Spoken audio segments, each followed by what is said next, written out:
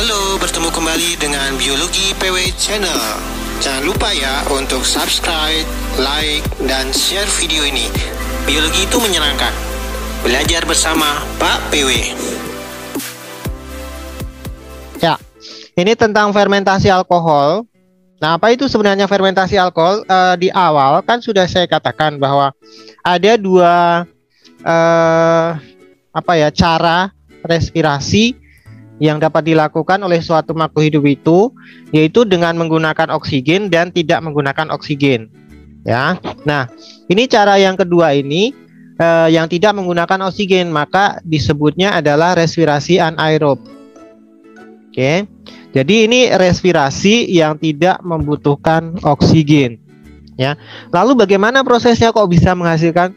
Ternyata simple, ada bagian tahapan-tahapan yang dikurangi. Ya, nah kalau kita perhatikan ini kan sama, substratnya adalah C6H12O6, berarti sama ya, prosesnya adalah ini glukosa. Ya, nah glukosa ini akan dipecah dan menghasilkan CO2, tetapi di sini ada yang baru yaitu etanol, oke, atau alkohol. Lalu lihat, perhatikan di sini hanya menghasilkan ini satu molekul glukosa hanya menghasilkan 2 ATP. Nah, 2 ATP itu diperoleh dari mana? Nah, ternyata yang efektif menghasilkan ATP itu adalah proses glikolisis. Nih, proses yang di atas ini yang menghasilkan 2 ATP, ya. Yaitu kan proses glikolisisnya tetap sama sampai menghasilkan 2 pirufat, itu sama antara aerob dan anaerob. Kan terjadi di sitoplasma ya. Dan menghasilkan 4 ATP dan digunakan 2 ATP kan? Berarti sisanya 2 ATP, benar kan? Ya.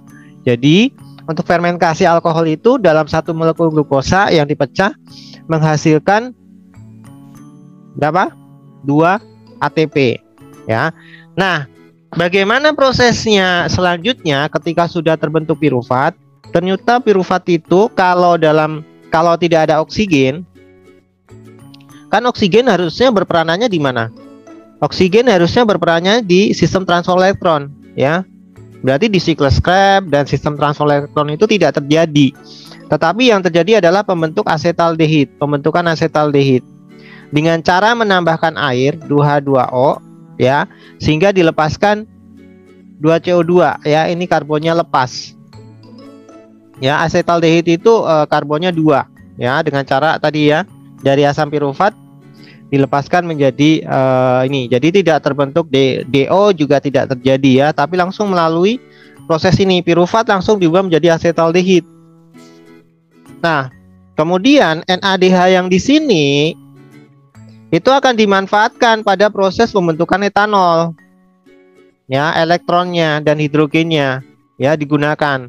Kemudian NADH-nya kalau NADH kemudian H positifnya digunakan untuk buat etanol, maka yang sisa adalah NAD-nya kan. Nah, itu kembali lagi ke sistem. Jadi dipakai di atas. Oke. Jadi murni yang dihasilkan memang hanya 2 ATP. Ingat ya, 2 ATP. Jadi kalau fermentasi alkohol itu contohnya apa sih? Pembuatan tape itu ya. Tape itu kan dibuat dari singkong misalnya. Singkong itu mengandung glukosa banyak ya, amilum. Amilum ketika udah dipecah kan ada glukosanya. Nah, glukosanya itu lalu dipecah ya dan menghasilkan gas CO2. Lalu kan kalau kalian lihat tape itu kan teksturnya jadi lembut dan dia mengandung alkohol ya, apalagi kalau sudah lama itu ya, nanti alkoholnya kayak berupa air gitu, jadi kayak kamu minum air alkohol jadinya ya. Nah, seperti itu proses pembuatan tape ya. Dia dilakukan tanpa menggunakan oksigen, tetapi panas yang dihasilkan lebih sedikit. Nah, jadi fermentasi itu ada 2 yang nanti kita jadikan pokok bahasan. Yang penting yang pertama adalah terjadi di fermentasi alkohol di jamur atau ragi gitu ya, menggunakan ragi. Nah, sekarang yang kedua itu biasa sering terjadi di tubuh manusia. Ya. Ini biasa terjadi pada sel-sel otot.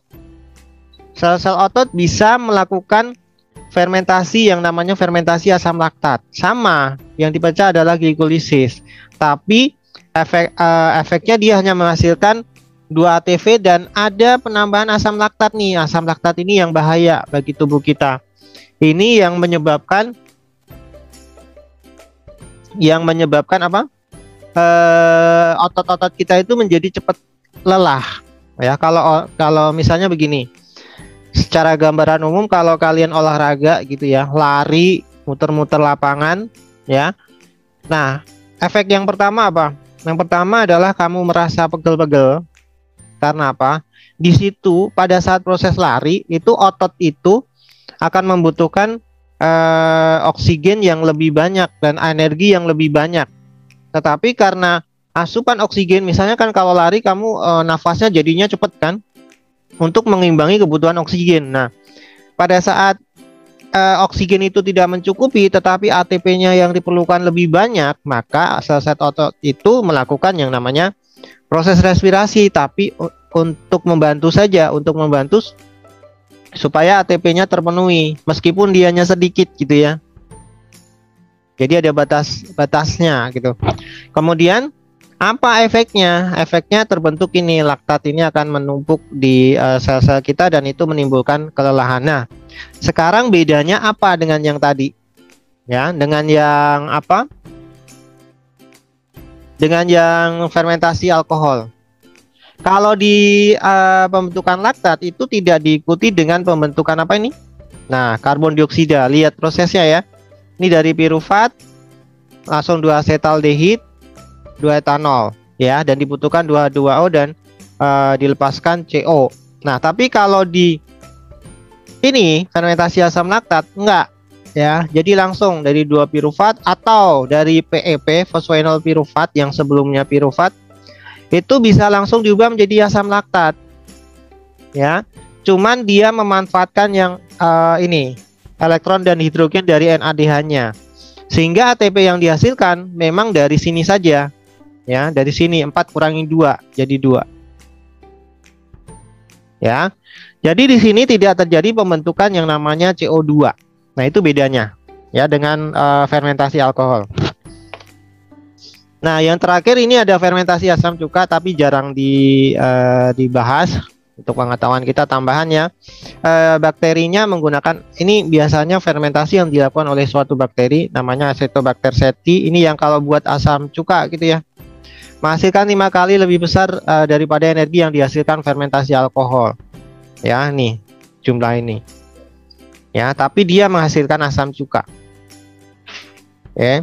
Dan ini membutuhkan oksigen. Ya, jadi etanolnya bahan utamanya plus O2 Acetobacter. Ya. Ya ini khusus ya. Dalam keadaan aerob. Tapi biasanya sering disebutnya adalah fermentasi ya. Tapi untuk asam cuka.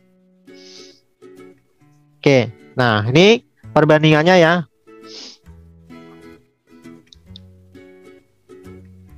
Dari sifat ATP yang terbentuk jadi lebih banyak.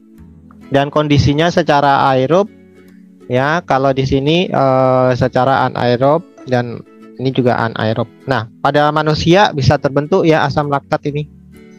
Kalau yang ini adalah pada fungi ya, ragi. Jadi yang terakhir ini adalah kita membedakan respirasi aerob dan respirasi anaerob. Perbedaannya adalah kebutuhan oksigennya. Kemudian di sini tidak membutuhkan oksigen dan dihasilkan 38 ATP, lebih gede berarti ya. Ini 2 ATP hanya dihasilkan dari peristiwa glikolisis saja. Ingat-ingat ya. Jadi dihasilkan 2 ATP itu dari proses glikolisis. Kemudian diikuti dengan pembebasan CO2H2O dan di sini tidak sempurna memecah glukosa menjadi CO2 dan H2O ya, meskipun ini ada CO2 yang dikeluarkan tapi tidak sempurna. Hidrogen yang dibebaskan akan digabung dengan oksigen membentuk H2O. Kalau yang di sini akan bergabung dengan asam pirufat yang membentuk laktat dan etanol ya. Laktat ini yang bahaya bagi otot sehingga merasa cepat lelah ya. Nah, ini untuk proses anaerob, kemudian aerob, ya, kemudian ini fermentasi asam laktat ya. Ini skemanya saja. Nah, sekarang bagaimana kalau zat makanannya itu tidak berupa glukosa? Nah, ini penting nih. Jadi metabolismenya pasti jalurnya berbeda-beda. Ya, saya perlihatkan di sini. Di sini adalah protein. Ya, kemarin kan sudah di video juga ada ya. Kemudian yang kedua adalah karbohidrat. Yang di sini adalah lemak. Ya. Nah, bagaimana dia bisa menghasilkan ATP? Lah, kalau kita lihat perbandingan, kan kalian pernah belajar di zat makanan ya, bahwa yang menghasilkan panas yang paling banyak itu sebenarnya lemak kan? 9:3 ya, kalau nggak salah. Saya agak lupa. Jadi kalau karbohidrat dan protein ini lebih sedikit, tetapi pemecahnya lebih gampang karbohidrat. Ya, dia diubah dulu menjadi glukosa. Nah, ini bahan utamanya yang kita bicarakan sampai saat ini kan baru glukosa. Nah, sekarang kalau lemak bagaimana? Lemak itu harus diubah dulu menjadi gliserol dan asam lemak. Perhatikan, kalau gliserol itu dia akan masuk ke gliseraldehid. Ya, sedangkan fatty acid dia jalurnya langsung menuju ke asetil-CoA baru masuk ke siklus Krebs. Nah, kalau protein dari asam amino itu masuknya bisa lewat pirufat, bisa lewat asetil-CoA, bisa langsung. Ya. Jadi antara protein, karbohidrat dan lemak itu jalurnya beda-beda. Tetapi pada intinya dia akan menghasilkan asetil-CoA dan masuk siklus Krebs untuk menghasilkan ATP, ya. Jadi ini kan oksidatif phosphorylation ini kan proses menghasilkan ATP yang terjadi di mana? Di membran dalam mitokondria melalui transfer elektron. Ya. Nah, ini skema yang lebih rumit dan saya rasa tidak usah pakai yang ini aja, lebih simpel ya. Oke, sampai sini untuk materi sistem respirasi, aerob dan anaerob selesai. Terima kasih ya yang sudah subscribe, like, dan share video ini. Biologi itu menyenangkan.